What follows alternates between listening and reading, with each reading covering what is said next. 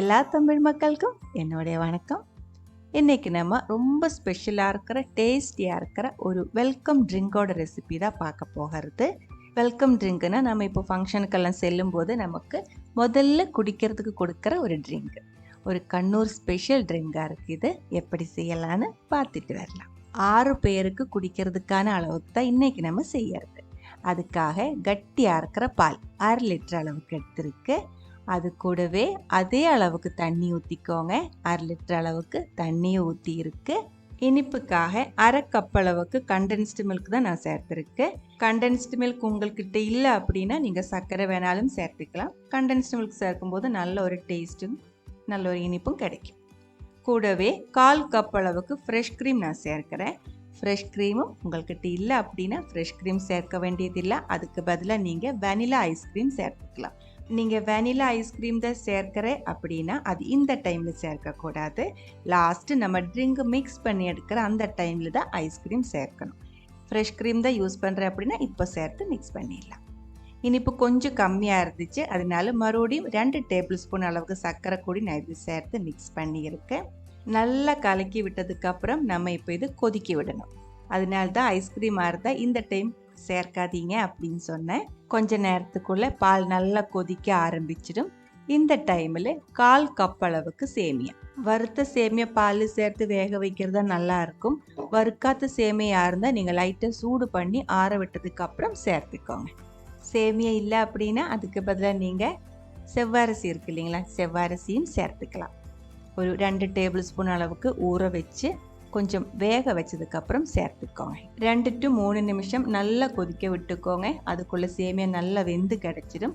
அதுக்கப்புறம் tea of பண்ணிக்கோங்க. பால் நல்லா ஆற விட்டுக்கோங்க. ரூம் டெம்பரேச்சரில் பால் நல்லா ஆறினதுக்கப்புறம் நம்ம இது ஃப்ரிட்ஜில் வச்சு நல்லா சில் பண்ணி எடுக்கணும். கூலாக இருக்கிற பால் தான் நம்ம ட்ரிங்க் ரெடி பண்ண போகிறது. அதே மாதிரி பால் தண்ணி ஊற்றி தான் கொதிக்க வைக்கணும். தண்ணி ஊற்றாமல் கட்டியாக இருக்கிற பால் ட்ரிங்க்கு செஞ்சால் நல்லா இருக்காது. அது பார்த்துக்கோங்க. இப்போ பாருங்கள், பால் நல்லா சில்லாக இருக்குது. நான் ஃப்ரிட்ஜில் வச்சு நல்லா சில் பண்ணி எடுத்துருக்கேன். மூடி வச்சுக்கலாம். இதில் இனி கொஞ்சம் ஐட்டம்ஸ் ஆட் பண்ண வேண்டியது இருக்குது. அது நம்ம ரெடி பண்ணி எடுத்துக்கலாம். முதல்ல 1 டேபிள் ஸ்பூன் அளவுக்கு சப்ஜா சீட்ஸ் 1/2 கப் அளவு தண்ணியில் ஊற வச்சுக்கோங்க. ஒரு 10 நிமிஷத்தில் இது நல்லா சாக்காய் கிடச்சிடும். பாருங்கள், இதே மாதிரி சாக் பண்ணி எடுத்துக்கோங்க. ஒரு மிக்சிங் பவுல் எடுத்ததுக்கப்புறம் ஒன்றொன்னா அதில் நம்ம போட்டுக்கலாம். முதல்ல சப்ஜா சீட்ஸ் ஊற்றி இருக்கு. கூடவே 1/2 கப் அளவுக்கு மாதுளம், pomegranate 1/2 கப் அளவுக்கு எடுத்துருக்கு.